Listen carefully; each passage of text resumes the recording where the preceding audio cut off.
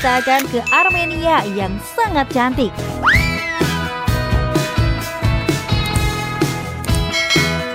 Di belakang saya ini adalah pintu masuk ke kawasan kuil, yaitu kuil pagan yang dulu didedikasikan untuk Dewa Matahari. Namun, sejak kekristenan masuk ke Armenia dan diadopsi menjadi agama resmi, seluruh kuil dihancurkan. Tapi ada satu kuil yang tersisa, yaitu kuil Garni. Itu pun tersisa karena dulu bangunan ini digunakan sebagai istana musim panas kerajaan.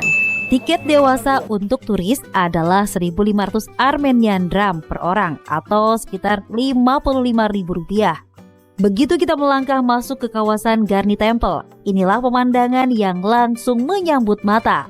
Sebuah jalan setapak yang rapi, dikelilingi pepohonan, mengarahkan langkah kita menuju kuil megah di kejauhan. Di belakangnya, hamparan pegunungan bersalju menjulang indah, menciptakan latar yang begitu dramatis. Udara sejuk, langit biru, dan suasana tenang membuat perjalanan menuju kuil ini terasa istimewa. Terlihat pecahan-pecahan batu kuno yang dulunya merupakan bagian dari bangunan bersejarah. Beberapa di antaranya adalah potongan pilar, fondasi, hingga batu altar. Ada juga batu berbentuk bulat dengan lubang di tengahnya yang diyakini sebagai bagian dari penumbuk atau batu penggilingan kuno yang digunakan masyarakat Armenia di masa lampau. Memasuki bagian dalam Garni Temple, suasana sakral langsung terasa. Disinilah ruang altar tempat dulu dipersembahkan ritual bagi Dewa Matahari, Mir. Garni Temple berdiri anggun dengan pilar-pilarnya yang megah, dikelilingi panorama pegunungan bersalju yang indah. Perpaduan arsitektur kuno dan alam Armenia yang menakjubkan. Setiap langkah seakan membawa kita lebih dekat, bukan hanya pada bangunan bersejarah, tetapi juga pada jejak peradaban kuno yang masih hidup hingga saat ini. Perjalanan kita berlanjut menuju Geghard Monastery. Berjarak sekitar 10 km atau 20 menit berkendara dari Garni Temple. Di sepanjang jalan menuju biara, kita bisa menjumpai suasana meriah seperti ini.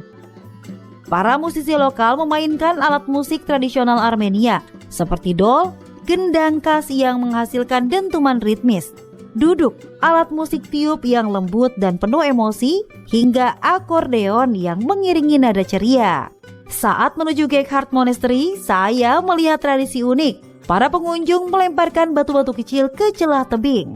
Batu yang dipakai hanyalah kerikil biasa dari sekitar jalanan.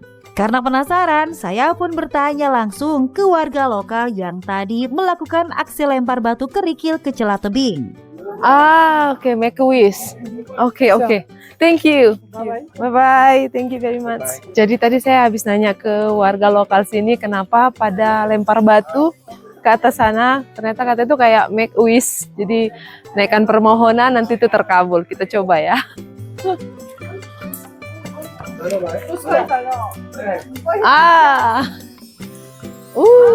Jadi ini semacam kayak tradisi gitu, orang pada lempar batu ke bagian atas sana. Kalau batu yang kita lempar masuk di situ, kita make a wish-nya atau permohonan yang kita naikkan itu bisa terkabul. Itu seperti tradisi aja, kepercayaan di sini.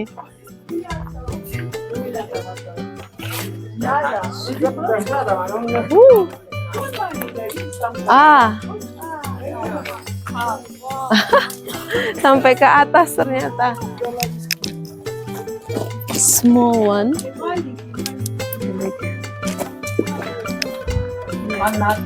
Oh.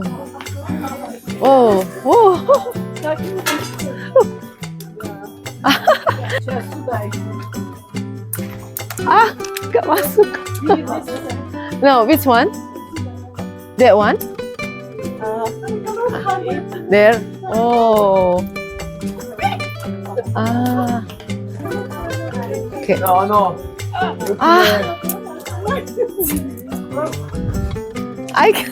Gak berhasil. Kita coba lagi ya. Wow, so big. Easier. Jadi dia coba batu yang lebih besar tapi lemparnya ke sini biar lebih gampang. Nggak bisa. Hai.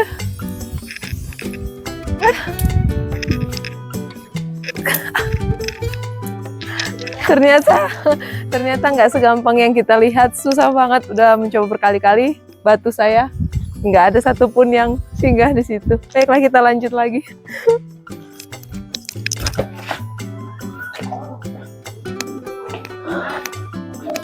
Saat ini saya berada di Biara Gekhardt.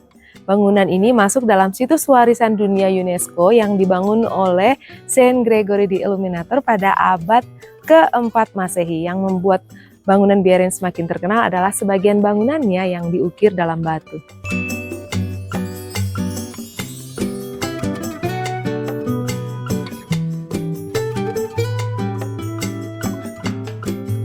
Di tebing Gekhardt Monastery berdiri Kachkar, batu nisan khas Armenia dengan ukiran salib. Ada salib di bukit sana. Jadi di atas bukit itu ada salib.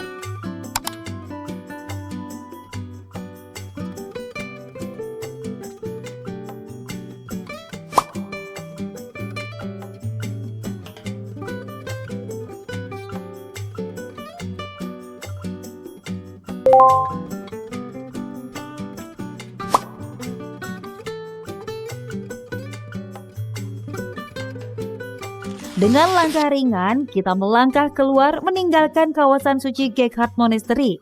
Masih terlihat beberapa pengunjung yang asik melempar batu kecil ke celah tebing, seolah sedang melanjutkan tradisi Make-A-Wish.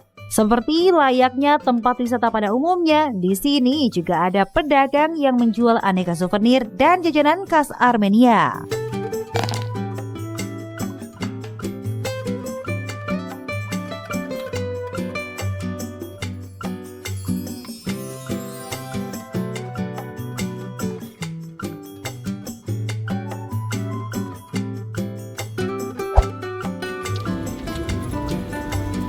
Selamat datang di Yerevan, ibu kota Armenia.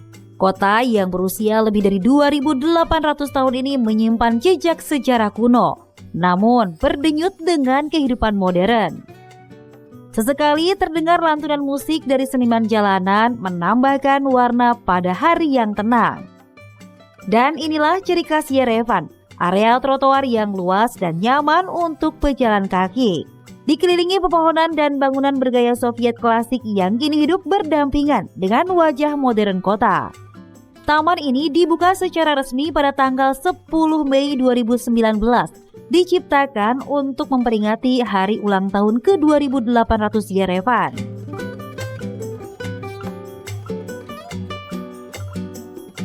Gedung pemerintahan di Republik Square Yerevan berdiri megah sejak 1952. Hasil rancangan Alexander Tamanin dan murid-muridnya. Hingga kini gedung ini menjadi pusat aktivitas resmi negara. Ini dia Republic Square, alun-alun terkenal di Yerevan yang menjadi tempat untuk pusat kegiatan warga dan juga wisatawan. Di Republic Square ini terdapat National Gallery of Armenia. Kita bisa berkunjung ke sini untuk melihat galerinya. Dan di sekitar ini juga kita akan melihat arsitektur yang unik, termasuk bangunan kantor pos di sebelah kanan saya. Biasa jam ini menjadi latar belakang foto, jadi tempat ini biasa jadi tempat spot foto favorit warga lokal dan juga wisatawan. Selain menikmati suasana kota, bangunan-bangunan megah sekelilingnya, di sini juga kamu bisa menemukan banyak agen yang menawarkan tur wisata. Salah satu yang paling mencuri perhatian adalah gedung kantor pos pusat dengan jam besar di menaranya yang telah menjadi salah satu ikon kota Yerevan.